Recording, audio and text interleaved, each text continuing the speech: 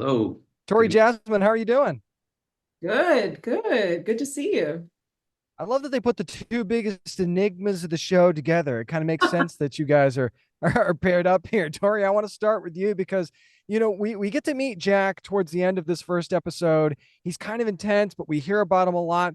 Do you kind of like that you get to play this? Is he this bad guy? Is he not this bad guy? Do you kind of like the intrigue behind him? I love it. Yeah. And it's great to be on Team Enigma. We're, we both have this great trajectory where we actually didn't know, either of us, how we were going to end up. I had my suspicions; they were confirmed. But the show is really about that, about how little we get from them, and looking for any piece of information, any shred of evidence that they might reveal. And so that's what keeps things interesting to me. So it's a great gift to have a character who everybody wants to lean in and find out what he's going to do next.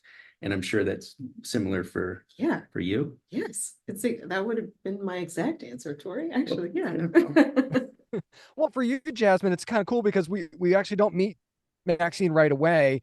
So we're meeting all these characters in this first episode, and then you get to come in a little bit later than that. Did you kind of actually like that and make maybe she's not just thrown in with everybody else, that she kind of gets to have her own presence a little bit later on? Yeah, I love that. I love that she's also entering a world that we already know about, and I love the way she's introduced. It's real, I wouldn't call it a wolf in sheep's clothing, but I would. I That'll do. would. Yeah, I would. Yeah. So how much are you guys expecting, the both of you, the fan theories to come out there on social media? Because when there's a show like this, everybody's always going to have their theories of, oh, how's this going to go? How's that going to go? Or I think she's doing this. I think he's doing that. So are you all kind of looking forward to seeing that little byplay on through with the fans? We'd love that. Yeah. I'm interested to hear what's going to happen, because Yeah. we haven't had we've seen the first 4 episodes, so I don't know what they kept and Yeah. and got rid of. So yeah, that's what it's all about for us, is having that kind of interaction with the people who are watching. Yeah. And that's where it gets really fun, because you see how many different ways people can interpret something that you have done, and you're like, wow, that's cool that they got that out of it, because I Yeah. just did my stuff, and you don't necessarily know when you're doing it how it's going to be received. Yeah, I might be tweeting along with everybody else, trying Yeah. to figure it out myself. Yeah. I won't spoil it for you, I promise. And they'll probably be mad at me if I did anyway. So Forrest Whitaker, amazing in this show, and he's another one of those that I think you think but you don't really know. So how much of a presence is this character of Judge Garland, and how much he affects both of your characters?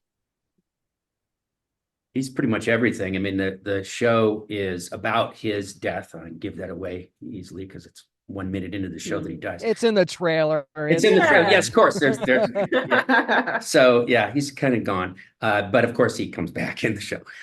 So he's a looming presence throughout the whole thing. The whole thing is based on what he has done, what he did with his life, and how the family discovers things about him and decides whether to reveal those things or to conceal those things. That's one of the main themes, I'd say, is do you keep the truth visible to everybody and have people be hurt by it, or do you conceal it and let people not be hurt? That's kind of the big thing. And that's all based around the judge, Forrest. Yeah, and what a great gift it is for us as actors to have to anchor a story around such an incredible actor and human being. Like there's no one like Forrest. His performance in this is incredible, and I can't wait for people to see it.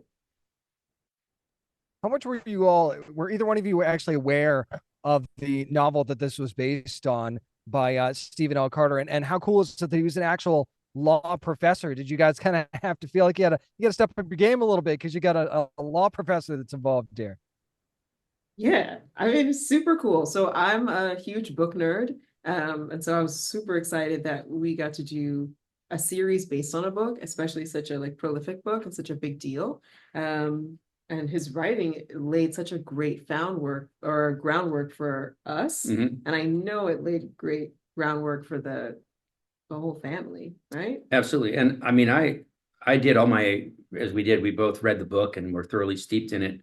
And I actually went and looked at interviews of Stephen L. Carter yeah, same. back when he did, and he's the nerd's nerd. He's like this nerdy law professor. So he writes from direct experience. All of his, I think most of what's in the book, he has some experience with everything that he's writing about. So you could tell that when you're reading the book, and it makes it much easier to play when you know that he's really steeped himself in that world. So all you have to do is show up in that world, and it's ready to go.